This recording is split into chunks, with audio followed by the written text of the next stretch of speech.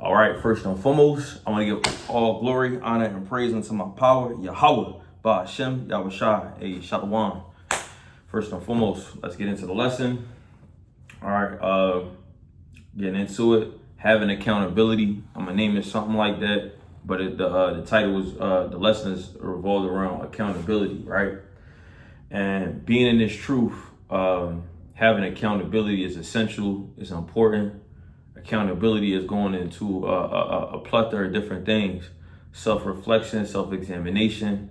Being able to admit your faults, being able to just be humble, being in a humble spirit. Because if you're in a proud and arrogant spirit, what does that mean? You're not gonna have accountability. You're not gonna be able to self-reflect, right? Because you're gonna think that you do no wrong, right? But if you're in a humble and meek spirit, what's gonna happen? Hey, secrets are gonna be revealed unto you. The Heavenly Father is gonna what? Give grace unto you, pursuing to what? James, the 4th chapter, the 6th verse, right? The Heavenly Father give grace unto the humble, right? But resist of the proud, right? And that's the point. You don't want to be resisted from the Heavenly Father. So being a part of what? Being humble is a part of having what? Accountability, man. Right? So let's get into it. Right? Sirach chapter 21 and verse 7. An eloquent man is known far and near, right? A man that can speak well, he's known far and near, right? You got your Khalid Muhammad's, everybody know them. You got your Malcolm X's, you got your Barack Obama's. Right now, he's a heathen, of course, but I'm just speaking about these particular people. They're known for them being able to speak well. You got your Polites, right? Not speaking to these men's integrity or their morals or their values or their beliefs, just speaking about how they can speak, right? They're known far and near. Everybody knows them, right? It says, but a man of understanding knoweth when he slippeth. So just as everybody know that, right? All of these particular eloquent men, the same way a man of understanding, right, knoweth when he slippeth, right? And what is a man of understanding, right? What shows that you have understanding? Let's get this, right? This is one who has understanding. Job chapter 28 and verse 28. It says, and unto man he said, behold, the fear of Ha'adawan, Yahweh, that is wisdom, and to depart from evil is understanding. So a man that departs from evil, a man that fears the Heavenly Father, that is a man that has understanding, right? Right? Because the beginning of wisdom is what? To fear the Heavenly Father. So a person like that is going to what? Self-reflect. A person like that is going to what? Have accountability. A person like that is going to what? Know when he slippeth, right? And in order for you to know when you slip, you got to be able to what? Reflect upon your actions, man. Damn, did I go too far on this? Did I slip up on that? Now, what you never want to do is, right, self-reflect too much to the point where you start bashing yourself and beating yourself up, right? Because the scriptures also go into that as well. Afflict not thyself in thy own counsel, right? Because that can become detrimental to yourself as well, right? Afflict not thyself, right? So that's Sirach 30 and 21. Let's get that. It says, Sirach 30 and 21, give not over thy mind to heaviness, and afflict not thyself in thy own counsel. Meaning thy own counsel is what you thinking in your mind. So don't give your mind over to heaviness. Heaviness will come, right? Meaning different heavy thoughts, right? Like things that make you might try to make you sad or try to bring a depressive spirit, right? Things like that. Thoughts like that do come because of the oppressive lifestyle that we live in, right? Just being here in America, right? Oppression maketh a wise man mad, right? So we understand these particular things, right? But ultimately, don't give your mind over to it, and then don't start what? Afflicting yourself in your own counsel, right? And that's the point. So you can do too much self-reflecting as well. That's the point, right? That I'm trying to get at, just in a nutshell, not trying to go too much into it, right? So let's get it again. Sirach 21 and verse 7. An eloquent man is known far and near, but a man of understanding knoweth when he slippeth, right? So that's the point. You're going to know when you slip, all right? And ultimately, like the scriptures say, a righteous man falleth what? 7 times, right? So it's your job, right? Let's get this, a righteous. Proverbs 24 and 16, but let's get in NLT, right? Proverbs chapter 24 and verse 16 in the NLT. Proverbs chapter 24 and verse 16, the godly may try, Salaki, the godly may trip 7 times, but they will get up again. But one disaster is enough to overthrow the wicked, right?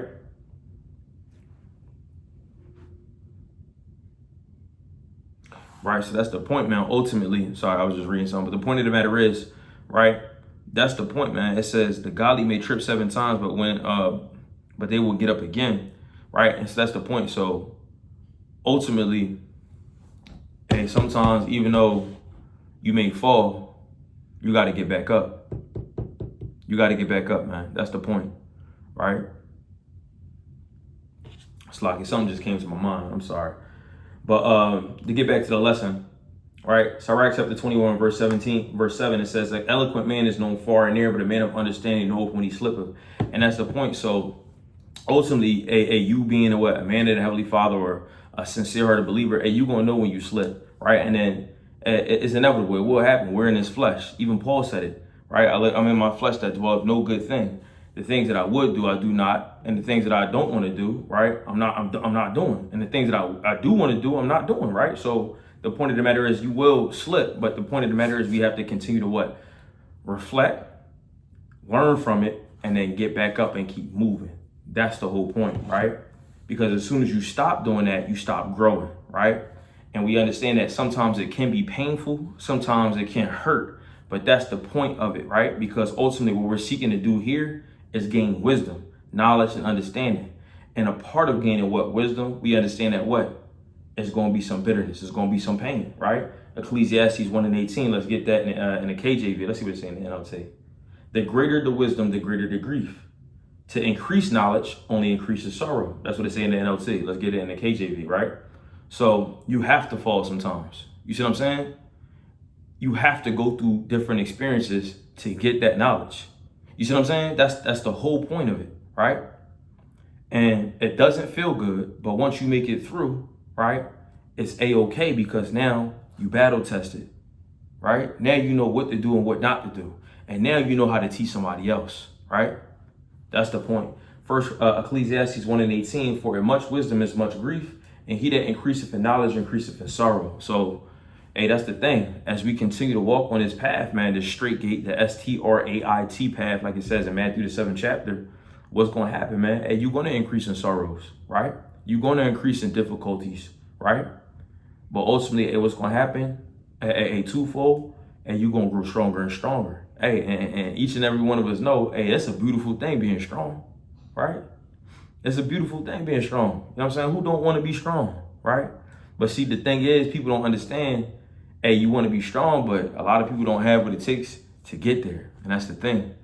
It's a long, lonely, and hard road sometimes. You see what I'm saying? And it requires a lot of self-reflection. And see, the thing is, like the scriptures say, accountability, getting back into the topic, is essential to what? Salvation. Right, let's get this. Sirach 18 and verse 20, it says, Sirach 18 and verse 20, it says, before judgment, examine thyself, and in the day of visitation, thou shalt find mercy. What does it mean to examine thyself? It means to have accountability. A lot of people, especially in America, especially in this life, especially in this culture where it's like, look at me, I'm the best. Ain't nothing wrong with what I'm doing. I can't do no wrong. I can't be corrected, right? I don't take criticism well, right? I get angry quick if anybody tries to correct me. This is the type of society where what? Self-examination is not exalted. Like having accountability, especially in women, right? But then also with men too, right? Accountability is not favored here. It is not glorified here. But ultimately, you see the best people, I've always learned this, and the best people that grow or that are successful in life, just speaking from a carnal sense, right, are the people that's coachable. The people that are coachable are the people that what? Can take in that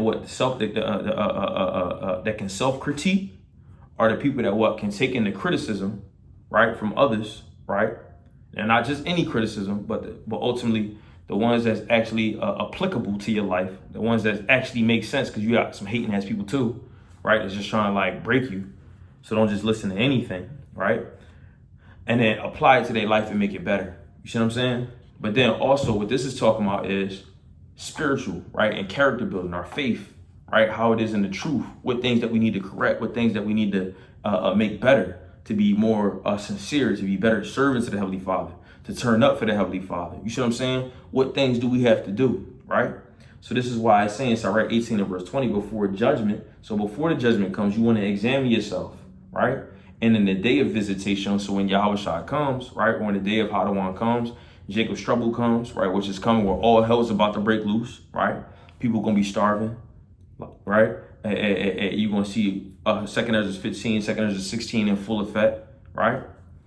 That food shall be so scarce in the land that one neighbor shall turn against another neighbor and run up in each other's homes and take bread because of the lack of bread thereof, right?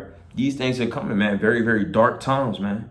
That like it talk about in Amos the 5th chapter, where it says that as a man did flee from a lion and a bear met him, and flee from the bear, and then leaned his hand on the wall, and a serpent bit him. Meaning that what is no safe place for people to turn unless they have what? Hamashiach Yahushua and the Heavenly Father Yahweh, right? Plain and simple. First and foremost, the Heavenly Father Yahweh, right?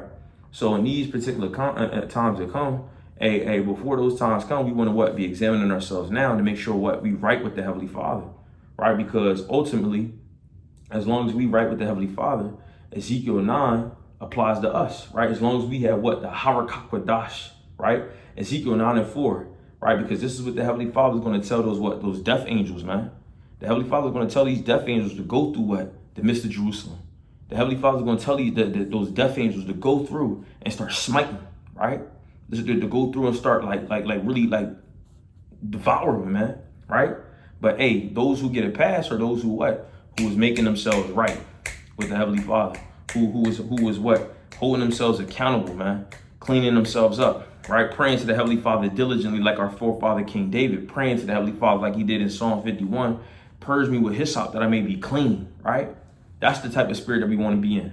If there be any unclean thing in me, Yahweh, please purge it from me. Make me clean and make me pure, white as snow, right? That's how we want to be, right? Ezekiel chapter, and to even acknowledge and even make that statement, you have to acknowledge that you have impurities in you, right? Because why would you even make that statement, right? If you don't even believe that there's anything wrong with you, right? You would say, Heavenly Father, please continue my purity, right? Not purge any wicked thing in me, right? So for you to even say that shows a state of humbleness of mind.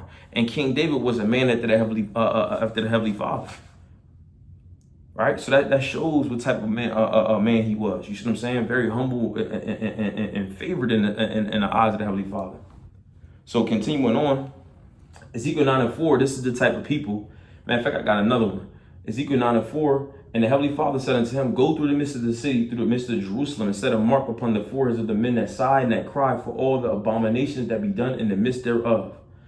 It says, and it says, let's read that again. And the Heavenly Father said, go through the midst of Jerusalem. It says, and set a mark upon the foreheads of the men that sigh and that cry for all the abominations that be done in the midst thereof.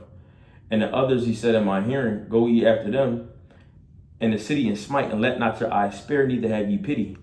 It says, slay utterly old and young, both maids and little children and women, but come not near any man upon whom is the mark, and begin at my sanctuary. And that's the point. So those who what? Who have the mark, right, that comes from the Heavenly Father, which is what? The Harakak, which it goes into that word mark in the Hebrew right there in this particular part. It's the wah, which means exempt from judgment. Which what makes us exempt from judgment? Having the Harakak, the fear of the Heavenly Father, because when you have the fear of the Heavenly Father, you calling upon the names of Yahweh. You calling upon the name of Yahweh Shai. You understand? And we understand that by doing so, we're going to get delivered, right? And by doing so, what? We're going to be exempt from the judgment that's going to come across the land. You see what I'm saying? Right? Because we understand when these judgments come across the land, who are they actually made for? Not for us, right? I don't want to rock desire we be of the elect. You see what I'm saying? Sirach chapter 40 and verse 9, death, bloodshed, strife, and sword, calamities, famine, tribulation, and the scourge. All of these things are judgments, right? It says these things are created for the wicked. For their sakes came the flood. So, hey, when the flood came and wiped all those wicked people away, it came for the wicked, not for the righteous, which was Noah and his household. So in the same way, right, in this particular time that's coming, where this judgment, this great judgment is about to come, those men and those women who have the Thawa, right, which is the exempt from judgment, who are calling upon the names of Yahweh, first and foremost, and his son Yahweh Shai, our king, Adonai Yahweh Shai Mashiach, and we're going to be delivered, we're going to be saved from what? The things that are created for the what? The wicked, man, right? And that's the point, man. So we ain't got to worry about that, man. We ain't got to worry about none of these things that's coming upon the earth, right? And then also, because we understand in these particular times that's coming, you're going to have what? You're going to have a lot of people turning up, right? You're going to have these different spirits that are going out throughout the earth, hopping on people to do what? Crazy, abominable things. How do we know that? You see Purge. You see all of these different movies, man, where people is just like getting evil spirits on them. You seen Bird Box, right? Like it's like this, like demon, like these people getting corrupted by demons to go ahead and hunt down other people, bro. It's crazy stuff. You see this, right? And it's all in different fashions and different like storylines and different movies, but the plot is still the same. You got people possessed by demons for real, like hitting up other people. That's right here. Sirach 39 and 28. There will be spirits that are created for vengeance, which in their fury lay on sore strokes. In the time of destruction, they pour out their force and appease the wrath of him that made them. It says that's the point. It says fire, hell, famine, death, all these were created for vengeance, right? And who are they laying vengeance upon? Those who are the righteous? No, man. No. They're laying out vengeance upon those who afflicted the righteous, man. And who afflicts the righteous? You have other Israelites who afflict the righteous, who what, when we out there on the highways and hedges, they talk trash. Those who try to smack up Yahweh Shai, those who oppress the prophets in ancient times, those who oppress the prophets in these particular times, right? The heathens, right? Like I say on First Maccabees 2 and 10, what nation have not had part in our kingdom and have not gotten of our spoils, right? All of these other nations have to pay, right? And even people from our own nation, man. So you see that all of these things are coming full speed, man. So it's very, very essential and very, very important that what, man, we hold ourselves accountable, man, and constantly self-reflect and see where it is that we need to improve and constantly keep getting better and making ourselves, you know, and constantly keep getting cleaner and cleaner and cleaner and praying to the Heavenly Father to constantly purges of wickedness, man, so that way what we may be right before the eyes of the Heavenly Father, man, right, and be pure as possible, right? So that's the thing. Strive for righteousness as best as you can, man. So with that, I want to all you sincere-hearted true believers were edified, we're exhorted, and we're comforted. And I want to give all glory, honor, and praise unto my power, Yahweh, Bahashem, Yahweh Shai. Hey, Shalom.